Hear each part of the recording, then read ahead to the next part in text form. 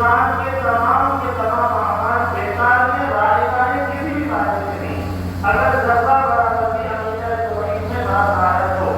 اگر بندہ نماز پڑھ کر اپنے ہاتھوں پر دھوئے کے نقاب بنا لے اور زکات دے دے کر مسکینوں کی اور یتیموں کی اور فقراء کی نائیں لگا لے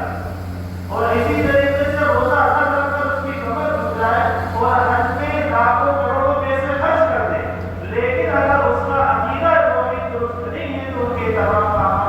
کام بیکار ہے۔ نہ اس کا نماز پڑھنا قبول ہے، نہ روزہ رکھنا قبول ہے، نہ حج کرنا قبول ہے، نہ زکات دینا قبول ہے، نہ دوسرے نیک کام قبول ہے۔ کیوں؟ کیونکہ عقیدہ توحید اس کا درست نہیں ہے۔ ابو جہل یہ اللہ کے نبی صلی اللہ علیہ وسلم کا مخالف تھا، لیکن وہ اللہ تبارک و تعالیٰ کو مانتا تھا کہ اللہ ہے۔ صحیح بخاری کی حدیث ہے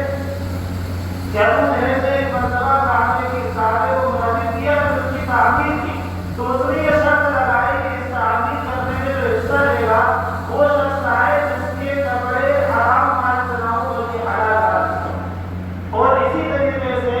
وہ حرام مال نہ ہو بلکہ حلال مال کے ساتھ اس کعبے کی تعمیر میں حصہ لے۔ میں بتانا چاہ رہا ہوں کہ اتنا نیک کام اس نے کیا لیکن اس کے باوجود وہ مشرک بنا اور اس وقت کا ضرور بن سکا۔ وجہ کیا تھی؟ وجہ یہ تھی کہ وہ اللہ کو تو مانتا تھا کہ اللہ کی ذات ہے، لیکن اللہ کو وحدہ لا شریک نہیں مانتا تھا بلکہ اللہ کے ساتھ خود کو بھی شریک کیا کرتا تھا۔ اللہ کے ساتھ خود کو بھی شریک کیا کرتا تھا۔ اس بنیاد پر اس کا اتنا نیک کام بھی کسی کام کا نہیں ہے۔ آج ہم نے یہ سنا ہے کہ اگر کسی انسان کی نظر رحمت اللہ پر پڑ جائے تو اللہ تبارک و تعالیٰ اس کی مغفرت فرما دیتا ہے، لیکن یہاں وہ کرنے والی بات یہ ہے کہ جس نے کعبے کو خود بنایا اور اتنی اہم شرط رکھی لیکن اس کی بھی مغفرت نہیں ہوئی بلکہ وہ پاگل اور مشرک اور اس امت کا مرعوب بن کر مرا۔ اور وجہ کیا کہ اس کا عقیدہ درست نہیں۔ اور اگر آج بھی ہمارا عقیدہ درست نہیں ہے تو ہم کعبے کو کتنا ہی دیکھ لیں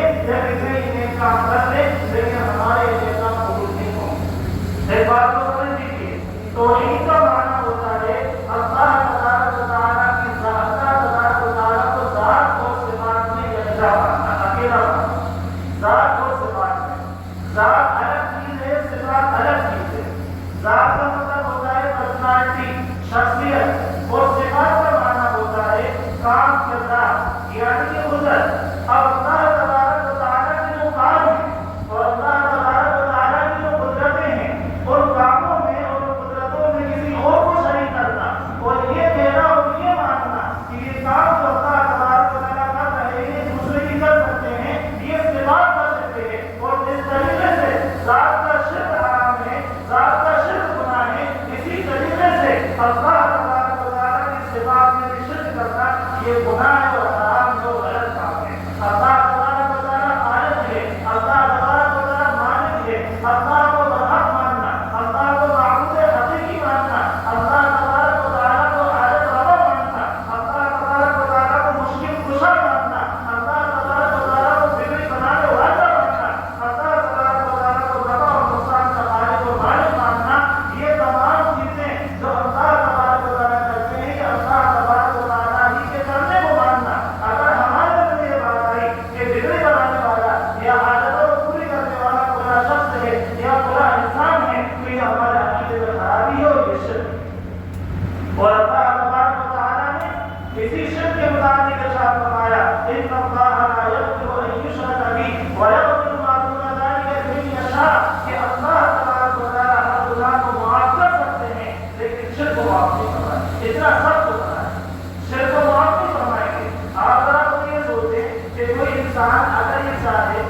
دو شرطیں اس میں ہوتی، اگر کسی شوہر کی بیوی اس سے یہ کہے کہ میں آپ کو چھوڑنا چاہتی ہوں، صرف یہ کہے کہ میں آپ کو چھوڑنا چاہتی ہوں، آپ کے ساتھ رہنا نہیں چاہتی میں، تو ہو سکتا ہے کہ شوہر اس کو منائے یا کوئی کی تربیت ڈھونڈے گی جس سے اس کے بعد واپس آ جائے۔ لیکن اگر بیوی یہ کہے کہ میں آپ کے ساتھ بھی رہنا چاہتی ہوں، آپ کے ساتھ ساتھ کسی دوسرے مرد کے ساتھ بھی رہنا چاہتی ہوں، تو مجھے پسند ہے، تو کوئی شوہر اس کو منانا کرے گا بلکہ فوراً اسی وقت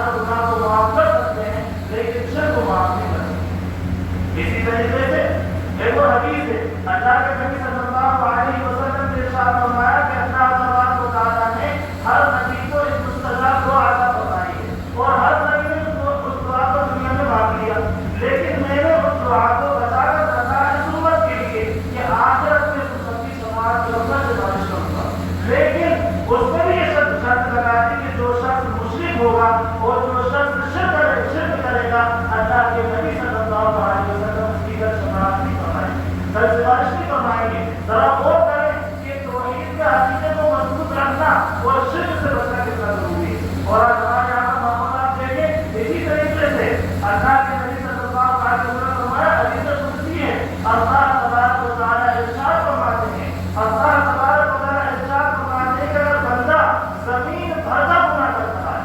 اگر زمین بھر کا گناہ لے کر آئے بشرطے کہ ان گناہوں میں شرک کا گناہ نہ ہو اگر بندہ زمین بھر کر گناہوں کو لے کر آئے بشرطے کہ ان گناہوں میں شرک کا گناہ نہ ہو تو اللہ تبارک و تعالیٰ فرماتے ہیں میں زمین بھر کر مغفرت لے کر آؤں اور جو گناہوں کو معاف کرتا ہوں لیکن شرک گناہ کو معاف نہیں فرمائے اللہ پاک نے قرآن کریم کے اندر آیت نازل فرمایا دنیا وقت ہو گیا ہے اس طرح کا آئندہ عشر کو آپ کے سامنے پیش کریں گے لیکن صرف بتانے